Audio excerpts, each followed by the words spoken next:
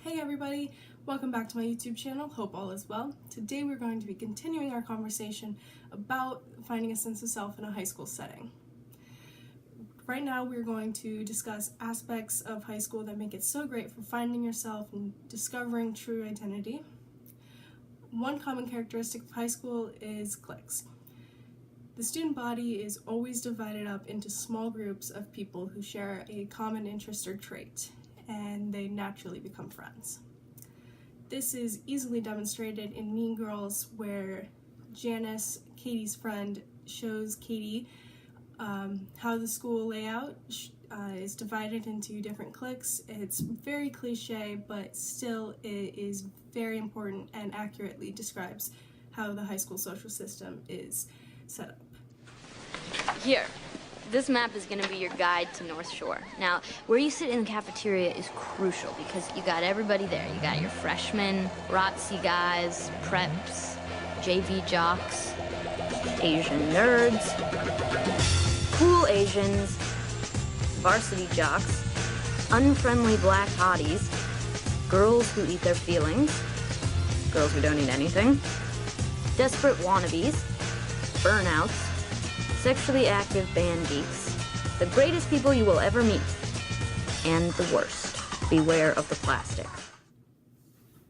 While some people can argue that cliques are negatively exclusive, it is also evident that they allow for individuals to express themselves in a much safer setting. A group of friends who share interests can allow each friend to be more passionate about the things that they love and be themselves unapologetically. Because cliques are so common, I decided to do some research on them and find how they affect identity and sense of self. I found an article that outlines a study done by Penn State. It was all about cliques and why they form. It also discussed how it shaped the high school experience and how students saw themselves. The study was led by Dr. Mark Briggs. In his conclusion, he states that for years, sociologists have identified seemingly universal human instincts that spur this kind of sorting. These include the desires for familiarity and certainty, for control and dominance, and security and support. Briggs concluded that cliques were evolutionary and natural, and there was nothing to be done to prevent them. And he also went on to say that many of the subjects of his study felt that they were accepted and understood when they were part of the cliques.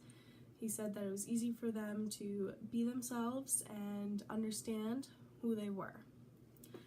Another aspect of high school that makes it so great for facilitating self-actualization is the fact that students are still young. School is a great time for being young and making mistakes. The best way to succeed and learn is to fail first. In Katie's case, she lost her way trying to make friends and ended up in serious trouble. However, at the end of the movie, she realizes her wrongdoings and makes amends to classmates and teachers. I gotta say, watching the police search my house really was the cherry on top of a fantastic year. How much trouble did you get in for telling the truth? A lot. Well, you didn't write that whole book yourself. Did you tell Mr. Duvall who else did it? No, because I'm trying this new thing where I don't talk about people behind their backs. That's right. Getting hit by a bus is pretty good punishment. 94. Welcome back, nerd. Thanks. Anyway, I'm sorry. I forgive you. Katie's mistakes, while harmful, did no serious damage that couldn't be fixed.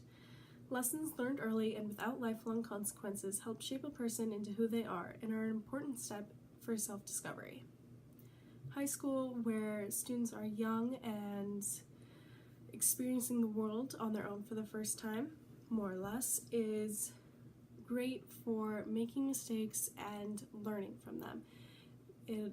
High school allows students to grow and become a better person based off of their mistakes because they're young and their mistakes won't follow them forever.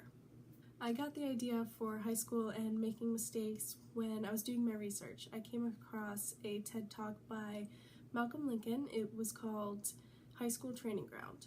Basically, Malcolm talked about his experience and how he thinks that high school should be a place for people to be young and make mistakes and learn from them. He discussed his experience with his friends who had made stupid mistakes because they were young and how those mistakes followed them, and how he discussed how mistakes that weren't followed by lifelong consequences were actually beneficial for building character and preparing students for the real world.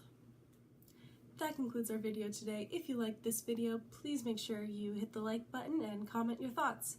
See you next time.